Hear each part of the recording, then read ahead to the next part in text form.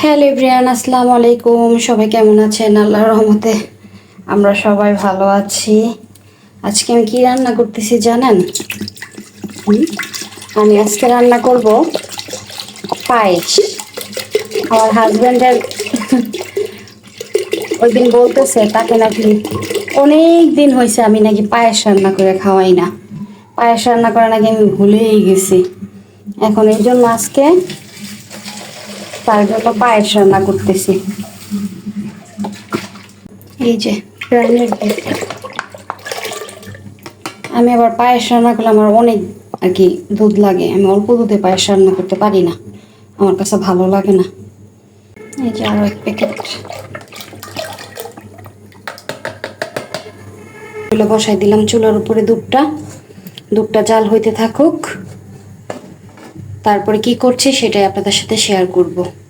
দুধটা ভালোভাবে বলক চলে আসছে। এখন আমি দিয়ে দিব তেজপাতা, দারচিনি, এলাচ। সাথে আরো দিবে কি জানেন? এই যে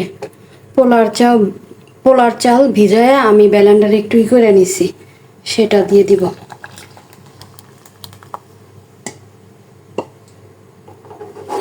এখন কাজ হচ্ছে অনবরত নাড়তে হবে। দিয়ে দিব লবণ, কারণ মিষ্টি খাবার আমার লবণ ভালো লাগে এই জন্য।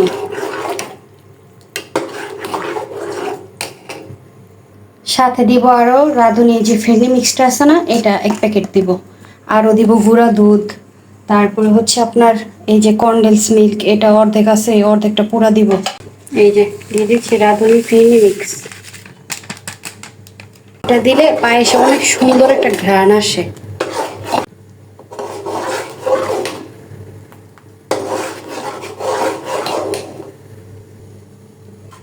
দিয়ে দিব কনডেন্স মিল্ক।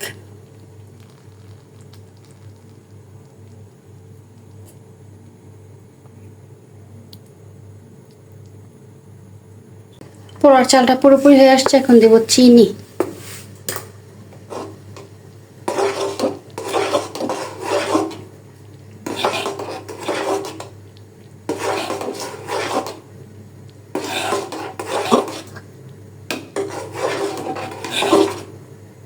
আমি আবার পাতিলটা চেঞ্জ করলাম, ভাবলাম এই পাতিলটাতে হবে, কিন্তু এই পাতিলটা টইটুম্বু রয়ে গেছে আসলে। যাই হোক, চেষ্টা করে এটার ভিতরেই আসলে হওয়ানোর চেষ্টা করব। এখন দিয়ে দিব হচ্ছে গিয়ে গুঁড়া দুধ।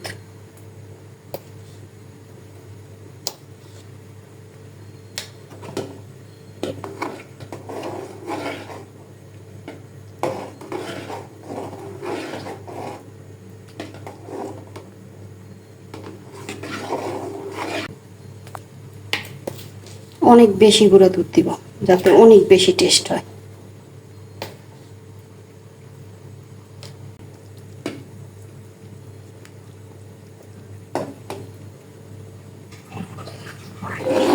আমার পায়েসটা প্রায় হয়ে আসছে, অনেক ঘন হয়ে গেছে। এখন আমি দিয়ে দিব হচ্ছে গিয়া ভাজা বাদাম। কাজু বাদাম, কাঠবাদাম দিলে ভালো হইতো, কিন্তু আমাদের বাসায় নাই আর কি।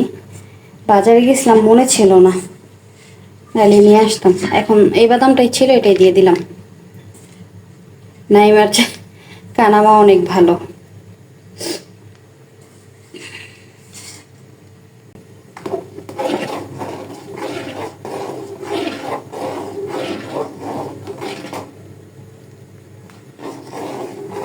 এখন ভালো করে একটা বলক আসলে চুলাটা বন্ধ করে দিব।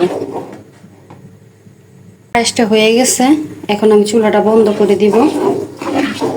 তারপর আপনাদের ভাই আসলে তাকে দিয়ে টেস্ট করাবো কেমন হয়েছে, কারণ তার জন্যই রান্না করা। আরেকটা বিশেষ কারণ হচ্ছে আমাদের মেহেরও, কারণ আমাদের মেহেরের জন্মদিন, সেই উপলক্ষেও আসলে আমি চাইছিলাম পায়েসটা রান্না করতে। তো দুইজনের জন্যই রান্না করা। এখন দুজন খাবে আর রিভিউ দিবে কেমন হয়েছে। আশা রাখি ভালো হয়েছে, কারণ অনেক ঘন হয়েছে, দুধ পুরা দেখতেই পাচ্ছেন। তো এখন আমি চুলাটা বন্ধ করে দিব।